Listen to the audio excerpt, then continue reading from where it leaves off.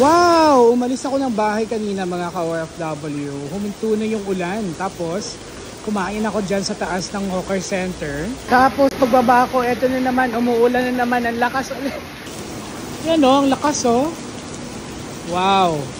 Pero ang kagandahan na kasi dito sa Singapore mga ka-OFW, kahit eto umuulan ano, hindi tayo mababasa kasi meron namang mga atip dyan. So, okay lang kahit na umulan. So, papunta ako ngayon ng FairPrice sa Ang Mo Kio ata kasi bibili ako ng cheese whiz.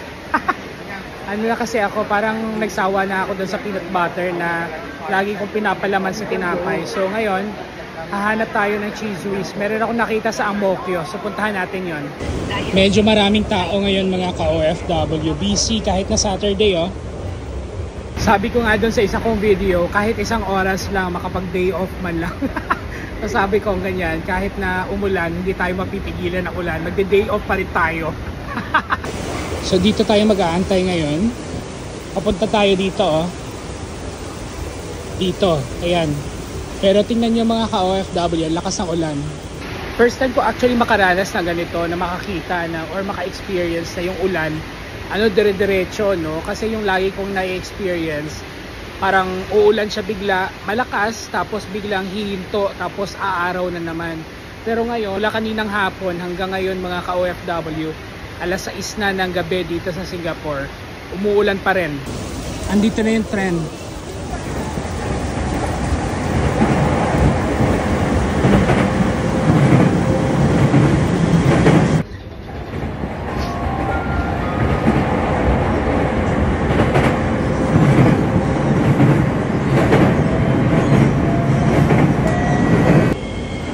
Dito pala tayo sa Yishun bumaba mga ka-OFW.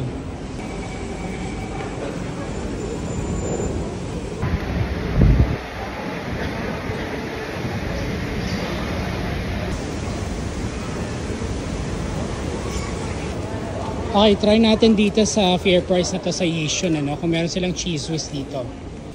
Ang totoo niyan mga ka-OFW, kanina pa ako naglilibot dito pero wala akong makitang cheese whiz.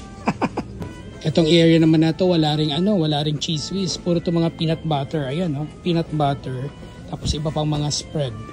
Alam nyo, iba din kasi ang lasa ng dito, ng peanut butter dito sa Singapore Talagang sanayan lang. Tayo mga Pilipino, mahilig tayo sa peanut butter na matamis, or cheese whiz, or star margarine. Yun yung gusto nating pinapahid natin sa tinapay. Ang problema niyan, ang layo ng mga Filipino products na binibenta dito. Mostly mga ka-OFW makikita mo lang sa sa Lucky Plaza. So ang gagawin ko siguro diretso na lang ako sa Ang Mo Kio FairPrice.